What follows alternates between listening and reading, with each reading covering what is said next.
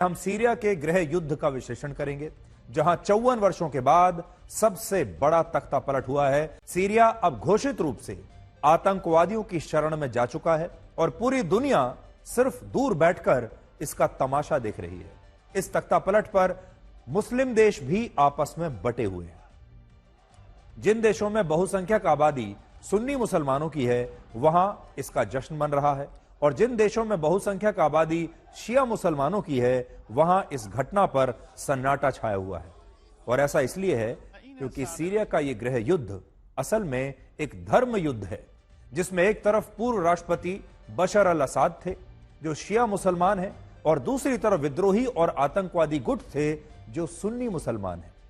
सुन्नी और शिया मुसलमानों की इस लड़ाई में सीरिया पिछले 13 वर्षों तक गृह युद्ध की आग में लगातार जलता रहा, और इस गृह युद्ध में, या कह लीजिए कि इस धर्म युद्ध में 3 लाख से ज्यादा मुसलमान मारे गए। इसलिए आगे बढ़ने से पहले एक बार फिर से जरा ध्यान से सुन लीजिए, 3 लाख से ज्यादा मुसलमान वहां पर मारे जा चुके हैं।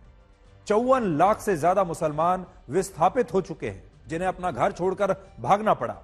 सीरिया की 90% आबादी भूखमरी का शिकार हो गई, लेकिन दुनिया में कभी इन मुसलमानों के मानव अधिकारों की कहीं पर भी कोई बात नहीं हुई।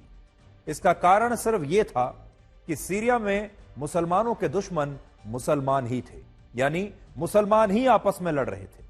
सीरिया के लोग इतने वर्षों तक सुन्नी और शिया की लड़ाई लड़ते रहे, जबकि इस दौरान सीरिया में बशर अल असद और उनके परिवार की संपत्ति सारे रिकॉर्ड तोड़कर 3 लाख करोड़ रुपए से ज्यादा की हो गई, और यह सीरिया की कुल जीडीपी से भी ज्यादा है। सोचिए जरा एक बार, सीरिया की जीडीपी 75,000 करोड़ रुपए की है, और बशर अल असद की संपत्ति ही 3 लाख करोड़ रुपए से ज्यादा की है, और उनके पास 2 लाख किलोग्राम सोना है। और ऐसा दावा किया गया है कि यह सारा सोना राष्ट्रपति बशर अल असद अपने साथ मॉस्को ले गए। अब आप यह देखिए कि सीरिया में इतनी आसानी से यह तख्ता पलट हुआ कैसे, और असद को भी यह पता नहीं चला कि कैसे एक दिन उनका सिंहासन हमेशा के लिए उनसे छीन लिया जाएगा। सीरिया के पास दुनिया की 60वीं सबसे बड़ी सेना है, 2 लाख सैनिकों की फौज है, 168 लड़ाकू विमान हैं, 27 कॉम्बैट हेलीकॉप्टर्स हैं, 2700 टैंक्स हैं, 47 बख्तरबंद गाड़ियां हैं, और हजारों केमिकल बॉम्ब्स हैं, जो एक बार में लेबनान जैसे पूरे देश में तबाही ला सकते हैं। लेकिन इस सब के बावजूद सीरिया की सेना विद्रोही गुटों से बड़ी आसानी से इस बार हार गई। ऐसा इसलिए हुआ क्योंकि सीरिया की सेना ने इस युद्ध में पहले ही एक प्रकार से सरेंडर कर दिया था, और ऐसा 2 कारणों से हुआ। पहला, विद्रोही गुटों के लड़ाकों की तरह सीरिया के ज्यादातर सैनिक भी सुन्नी मुसलमान थे, तो उधर से भी सुन्नी मुसलमान लड़ रहे थे और इधर से भी सुन्नी मुसलमान ही थे सीरिया की फौज में। और दूसरा, वो बशर अल असद की सरकार से नाराज थे क्योंकि सरकार इन सैनिकों को बहुत कम तनख्वाह दे रही थी, और काफी लोगों की तनख्वाह तो बहुत समय से आई ही नहीं थी। इन सैनिकों को, यानी जो सीरिया के सेना के जो सैनिक हैं, इन्हें हर महीने सिर्फ 18 US डॉलर्स, यानी भारतीय रुपयों में सिर्फ 1,500 रुपए की तनख्वाह मिल रही थी। अब सोचिए, 1,500 रुपए महीने की तनख्वाह के लिए ये सैनिक अपनी जान की कुर्बानी क्यों देते, और उस राष्ट्रपति की सत्ता क्यों बचाते जिसके पास खुद 3 लाख करोड़ रुपए की संपत्ति है। और इन्हीं कारणों से सीरिया की सेना ने इस बार विद्रोही गुटों की मदद की, और जब यह बात राष्ट्रपति बशर अल असद को समझ में आई तो उन्होंने सीरिया को छोड़ने का फैसला लिया।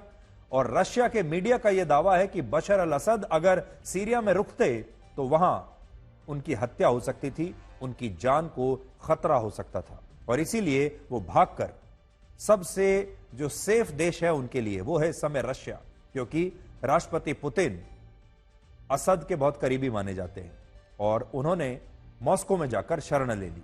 यूक्रेन के खिलाफ युद्ध की वजह से रशिया पहले ही अपनी सैन्य तैनाती को सीरिया में कम कर चुका था, इसलिए मोसाद ने इसका भी बड़ा फायदा उठाया, क्योंकि रशिया की अब ऐसी स्थिति बची नहीं थी। रशिया की पूरी फौज इस समय यूक्रेन के साथ व्यस्त है।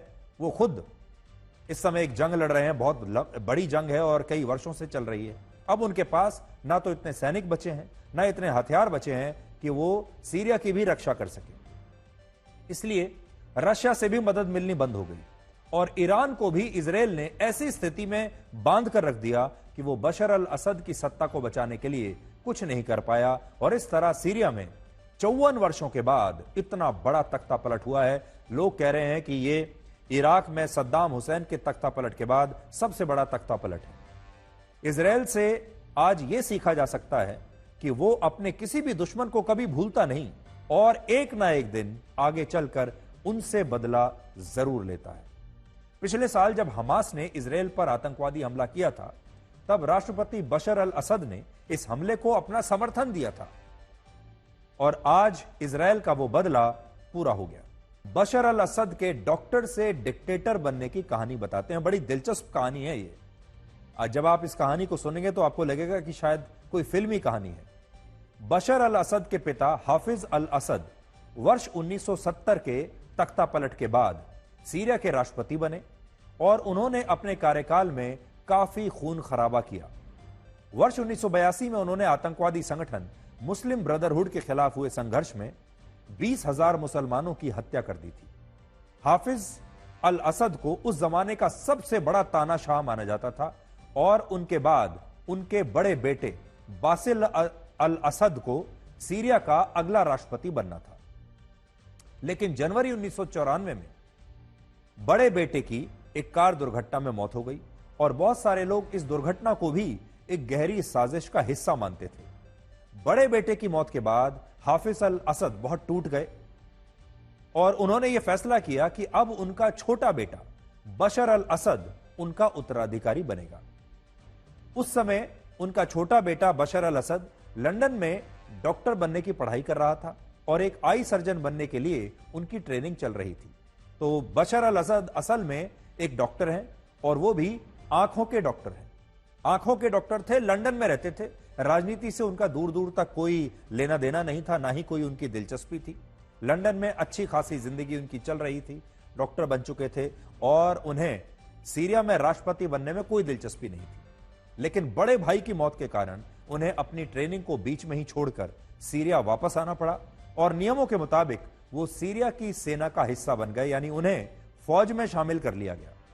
वर्ष 1999 आते आते बशर अल असद सीरिया की सेना में कर्नल बन चुके थे और बाद में वो अपने पिता के सलाहकार भी बने। यानी धीरे धीरे उन्हें ट्रेन किया गया।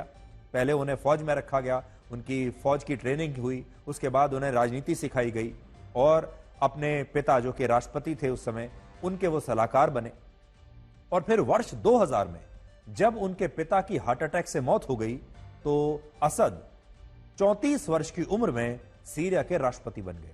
सोचिए, सिर्फ 34 वर्ष की उम्र में वो राष्ट्रपति बन गए और इसके लिए सीरिया के संविधान को भी बदलना पड़ा, क्योंकि सीरिया का संविधान इतने छोटे उम्र के किसी व्यक्ति को राष्ट्रपति बनाने के लिए उसमें प्रावधान नहीं था। उसे बदला गया और उसमें यह प्रोविजन डाला गया कि 34 साल का कोई व्यक्ति भी अब राष्ट्रपति बन सकता है। ब्रिटेन ने ऐलान किया है कि वो सीरिया के विद्रोही गुट हयात पर लगे प्रतिबंध को अब हटा सकता है। इसका मतलब यह कि जैसे अफगानिस्तान में तालिबान की सरकार चल रही है, पूरी दुनिया ने तालिबान को मान्यता दे दी है, जो कि एक जमाने में इतने कट्टर और क्रूर हुआ करते थे, जो आतंकवाद का दूसरा नाम हुआ करते थे। आज तालिबान से पूरी दुनिया बात करती है। आज तालिबान को सबने मान्यता दे दी है। ठीक वैसे ही सीरिया में अब आतंकवादी संगठन की सरकार का शासन होगा। अब वहां भी आतंकवादी ही शासन करेंगे और पूरी दुनिया इन्हीं आतंकवादियों के साथ हाथ मिलाएगी, इनके साथ फोटो खिंचवाएगी और इन्हें बड़े बड़े इंटरनेशनल कॉन्फ्रेंसेज में, बैठकों में बुलाया भी जाएगा। सीरिया के ही कुछ और इलाकों में आईएसआईएस का कब्जा है और वहां वो अपनी सरकार चलाएगा। अब ये वही संगठन है जिसे पहले आईएसआई यानी इस्लामिक स्टेट ऑफ इराक कहा जाता था, लेकिन बाद में ये आईएसआईएस बना, जिससे अब Islamic state of Iraq and Syria कहा जाता है। और अब सीरिया में आईएसआईएस के भी अच्छे दिन आ गए। तो आप कल्पना कीजिए कि सीरिया के भी अलग अलग हिस्सों में अलग अलग आतंकवादी गुटों की सरकारें होंगी। अमेरिका के राष्ट्रपति जो बाइडेन ने कहा है कि वो आईएसआईएस को इस स्थिति का फायदा नहीं उठाने देंगे, जबकि वहां के नवनिर्वाचित राष्ट्रपति डोनाल्ड ट्रंप ने कहा है कि उन्हें सीरिया के युद्ध से कोई फर्क नहीं पड़ता और अमेरिका इस युद्ध का हिस्सा नहीं बनेगा। सीरिया में जो कुछ हुआ है उससे पूरी दुनिया को सीखना चाहिए। आज राहुल गांधी और कांग्रेस पार्टी के सांसदों ने उद्योगपति गौतम अडानी के मुद्दे पर संसद के परिसर में एक बड़े अनोखे और नए अंदाज में विरोध प्रदर्शन किया। इसमें कांग्रेस के सांसद प्रधानमंत्री मोदी और उद्योगपति गौतम अडानी का फेस मास्क लगाकर आए और इस दौरान राहुल गांधी ने उनका एक इंटरव्यू भी किया और पूछा कि गौतम अडानी का प्रधानमंत्री मोदी से यह खास रिश्ता कब से है। एक व्यक्ति को उन्होंने गौतम अडानी का फेस मास्क लगाकर अपने सामने खड़ा कर दिया और फिर उसका इंटरव्यू लिया और फिर उसका वीडियो बनाया। पहले आप ये वीडियो देखिए। मोदी और अदानी भाई भाई राहुल जी पिक्चर ले रहे हैं। क्या हो रहा है आजकल, क्या हो रहा है भाई? आजकल मैं जो भी बोलता हूँ ये करता है। आप क्या क्या बोल रहे हो? मैं कुछ भी चाहता हूँ। क्या चाहते हो? कुछ भी पोस्ट चाहिए यार, पोस्ट चाहिए। क्या कर रहे हो भाई? मोबाइल नीचे कर लो यार, मोबाइल नीचे कर लो भाई। मोबाइल प्लीज मोबाइल नीचे, मोबाइल थोड़ा नीचे करके आज हाँ भाई होने तक भैया ये पार्लियामेंट छोड़ देना भैया। देखते हैं आप तो आपका रिश्ता, आपके रिश्ते हाँ भाई कौन है भैया? हम दोनों का एक ही है। मैं जो भी बोलता हूँ हम दोनों मिलकर सब करेंगे। अच्छा और कब से आपकी पार्टनरशिप चल रही है? माइक थोड़ा नीचे कर लो यार लगा दीजिए माइक। फ्यूचर आपका माइक नीचे कर लो थोड़ा ना। हमारा पूरा खराब हम क्या करें? अच्छा पार्लियामेंट क्यों नहीं चलने दे रहे हैं? हम सारे ऑपोजिशन को मतलब वो आदमी गायब है। अमित भाई आए नहीं थे आज हाउस में। अमित भाई से पूछना पड़ेगा। मैं जो भी बोलता हूँ ये कहते हैं। ये बड़े सीरियस लग रहे हैं। कम बोलते हैं आजकल। थोड़ा टेंशन में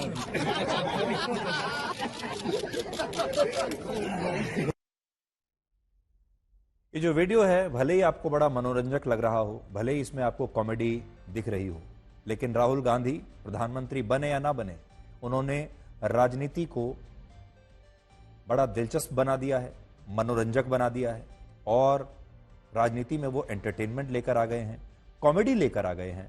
लेकिन यह भी कहना पड़ेगा कि यह दुर्भाग्यपूर्ण है। Rahul Gandhi leader of opposition है, विपक्ष के नेता हैं। वो संसद को नहीं चलने दे रहे, संसद में कामकाज नहीं होने दे रहे, लेकिन संसद के बाहर खड़े होकर एक कॉमेडी शो की तरह एक वीडियो बनाते हैं और उस वीडियो के जरिए वो एंटरटेनमेंट तो बहुत दे रहे हैं, कॉमेडी तो बहुत दे रहे हैं, लेकिन राजनीति का जो स्तर है उसे उन्होंने थोड़ा गिरा दिया है। आम जनता को हो सकता है बड़ा ये एंटरटेनिंग लगेगा, आपको इसमें हंसी भी आएगी, आपको इसमें मनोरंजन भी दिखाई देगा, लेकिन साथ ही आप ये भी देखिए कि अगर राहुल गांधी आगे चलकर कभी प्रधानमंत्री बने तो भी क्या वो ऐसे ही वीडियो बनाते रहेंगे? उनकी ये राजनीति मनोरंजक बहुत है, आपको हंसाएगी भी, गुदगुदाएगी भी, आपका मनोरंजन भी करेगी। कई बार ऐसा लगता है कि आप लीडर ऑफ ऑपोजिशन को नहीं बल्कि एक यूट्यूबर को देख रहे हैं या एक रील बनाने वाले युवा को देख रहे हैं या एक टिकटॉकर को देख रहे हैं जो सिर्फ एक अच्छा कंटेंट बनाना चाहता है, जो सिर्फ ये चाहता है कि वो अच्छा कंटेंट बनाए, अच्छा वीडियो बनाए और उसके ज्यादा से ज्यादा व्यूज आए। अब व्यूज तो आ जाएंगे, लेकिन वोट आएंगे या नहीं ये कहना थोड़ा मुश्किल है। ये विश्लेषण जो आज हम करने वाले हैं ये महाराष्ट्र के उसी लातूर के बारे में है जहां 14 वर्षों के वनवास के दौरान भगवान श्री राम, लक्ष्मण और सीता जी ने कुछ समय खरोसा की गुफाओं के पास बिताया था और इस स्थान पर आज भी भगवान श्री राम और सीता जी का स्मरण किया जाता है। लेकिन अब वक्फ बोर्ड इसी लातूर जिले के एक पूरे गांव की 300 एकड़ जमीन पर अपना दावा कर रहा है। इस गांव का नाम है तालेगांव और यहां के 103 किसानों को वक्फ ट्राइब्यूनल ने एक नोटिस जारी किया है। इस नोटिस में लिखा है कि इन सभी किसानों को वक्फ की अदालत में पेश होना होगा और वहां पेश होकर यह साबित करना होगा कि इस 300 एकड़ जमीन का मालिकाना हक उनके पास है, वो इसके असली मालिक हैं, वरना इस संपत्ति पर वक्फ बोर्ड का अधिकार माना जाएगा। हमारी टीम जब मुंबई से लातूर के इस गांव में पहुंची तो हमारी मुलाकात हुई तुकाराम से।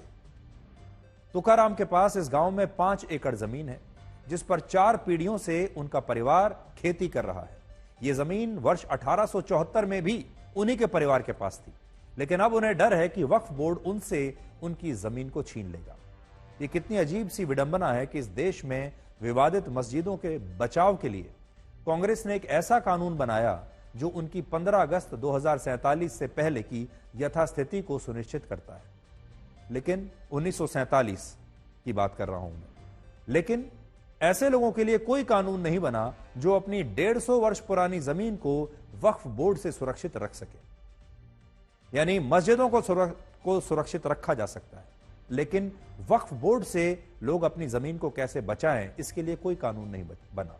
आज ये सारे लोग हमारी सरकारों से ये पूछते हैं कि वक्फ बोर्ड उनकी पुश्तैनी जमीनों पर ऐसे कैसे दावा कर सकता है। हमारी टीम ने इस मामले से जुड़े सभी सरकारी दस्तावेजों को देखा है, परखा है, और वो ये बताते हैं कि इस गांव में जितने भी मकान, खेत और दूसरे ढांचे हैं, उनके नीचे कोई मस्जिद, कब्रिस्तान और मजार नहीं है। लेकिन इसके बावजूद इस जमीन के मालिकाना हक को अब वक्फ की अदालत में चुनौती दी गई है। जब हिंदू पक्ष सबूतों के साथ मस्जिदों के नीचे मंदिर होने का दावा करता है तो उसका मजाक उड़ाया जाता है।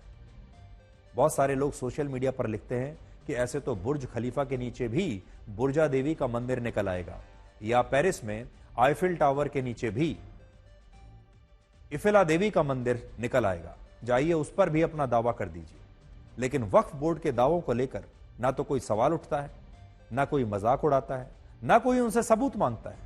जबकि वक्फ बोर्ड ने इसी तरह के दावे करके अपनी संपत्तियों को अब तक 18 गुना बढ़ा लिया है। जरा इस आंकड़े पर नजर डालिए। वर्ष 1950 में वक्फ बोर्ड के पास सिर्फ 52,000 एकड़ जमीन थी। यानी जब हमारा देश आजाद हुआ तो 52,000 एकड़ जमीन थी वक्फ के पास, और अब 9,40,000 एकड़ जमीन उनके पास हो चुकी है। सोचिए, भारत का क्षेत्रफल तो उतना के उतना ही है, लेकिन वक्फ की संपत्तियों का क्षेत्रफल लगातार बढ़ता जा रहा है। वक्फ बोर्ड को यह सारे अधिकार भारत के संविधान से नहीं मिले, यह अधिकार उसे कांग्रेस पार्टी की सरकारों ने दिए। कांग्रेस ने ही यूपीए की सरकार में यह कानून बनाया कि अगर वक्फ बोर्ड किसी संपत्ति पर अपना दावा करता है तो उसे इसके लिए कुछ साबित करने की आवश्यकता नहीं, कोई सबूत लाने की आवश्यकता नहीं। वो सिर्फ एक नोटिस भेजकर इस मामले को वक्फ की अदालत में ले जा सकता है, और फिर जिसके खिलाफ यह नोटिस होगा उसे साबित करना होगा कि यह जमीन उसकी है। और हमारे देश में अभी यही हो रहा है। विरोधाभास यह है कि जो विपक्षी दल किसानों के मुद्दे पर इतनी राजनीति करते हैं, वो इस मुद्दे पर चुप है, जबकि इस मामले में 103 किसान परिवारों की 300 एकड़ जमीन दांव पर लगी है। और ये किसान कह रहे हैं कि अगर वक्फ बोर्ड ने उनसे उनकी जमीनें छीनी तो वो अपनी जान दे देंगे।